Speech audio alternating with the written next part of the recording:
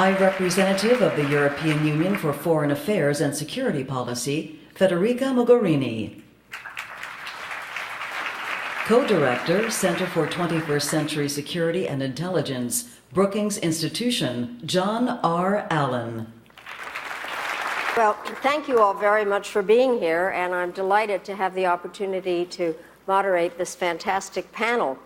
I do think that the thing we need to look at is how things go together, and what this panel is about is security and development. What have you found to be the best approach for reducing the appeal and success of Madam High Representative Federica, my good friend? Over the last 2 years, the ties holding the European Union together have, to be fair, been strained by economic stagnation, an influx of refugees, asylum seekers that are driven out of their own countries by conflict and the uptick of violent extremism.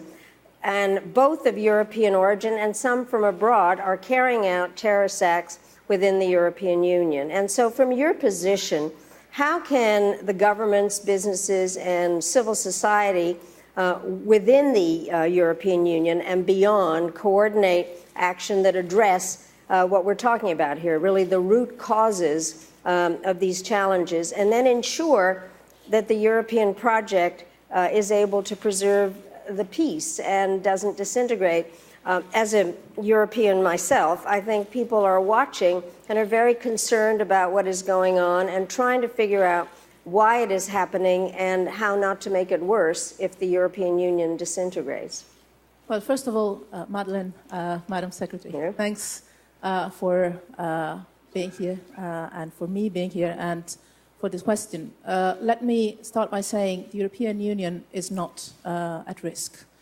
My generation has lived European integration enjoying the results of peace and also enjoying some luxuries of the European integration. Free movement of people, single currency, and indeed a work that has allowed Europeans to live in alignment of prosperity, peace, stability. Today, we live a paradox that in the moment when the European integration is more needed, because to face migration you need more cooperation on the regional and continental and international level. To fight terrorism, you need more cooperation and information sharing, not less. In the moment when we need it the most, some are arguing that we should lose or destroy what we have gained. Let me tell you one thing, my generation and the generations younger than me will not let this happen. We are facing a crisis.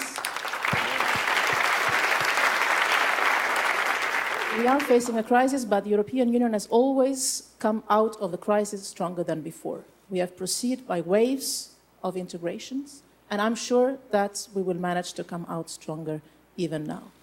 On development and security, I have clear stories in my mind.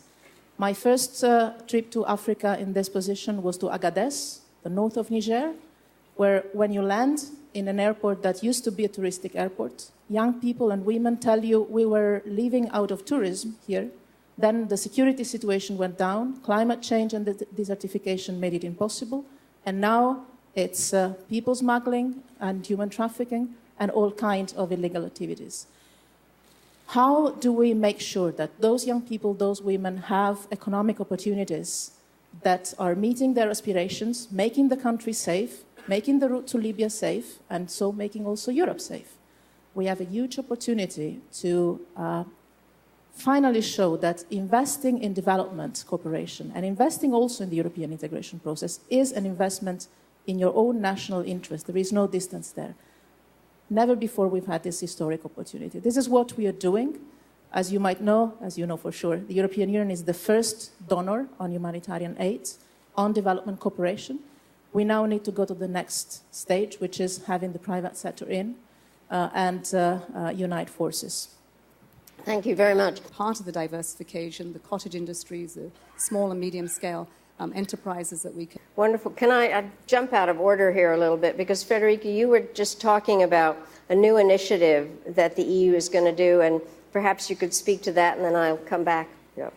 Yes.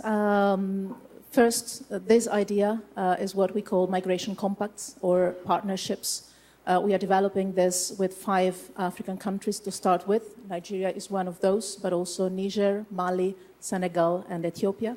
And the idea is to build a partnership to manage migration from the root causes, so helping development locally in the communities where we see the flows starting the most, but also helping those countries to manage the refugee flows they are hosting themselves, because the most of the refugees and migrants are hosted in African countries, not in Europe. That's correct. That's the first thing.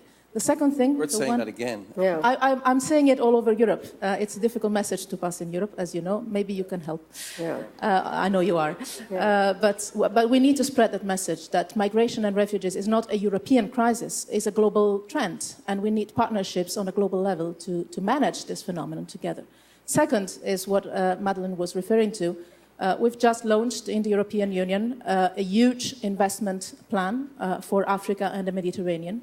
It's going to mobilize $50 billion for Africa and the Mediterranean to accompany and encourage private investments in fragile states. Because wherever I travel in Africa or in the Mediterranean, we are putting the money on development, on humanitarian aid, but what we hear more and more is that these countries need investments, being it on connections, digital, energy, job creation, small and medium enterprises, women entrepreneurship, youth opportunities.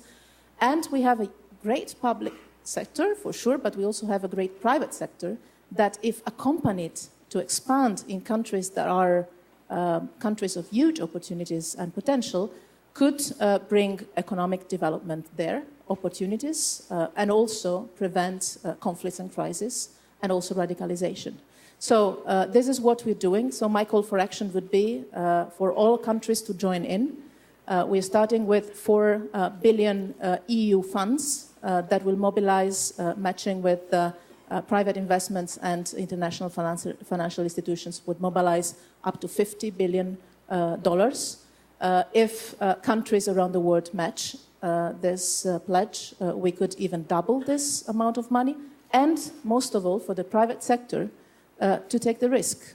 And accompanied by these guarantees we will offer, invest in the fragile countries. Because this is an investment in our own security, in our own future, but also in our own present.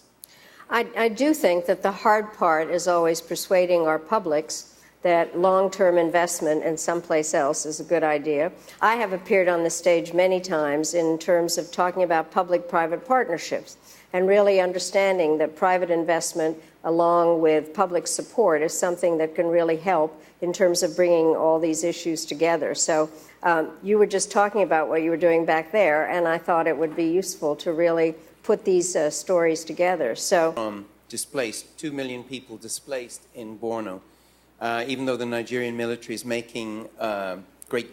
Thank you all so very, very much for your participation.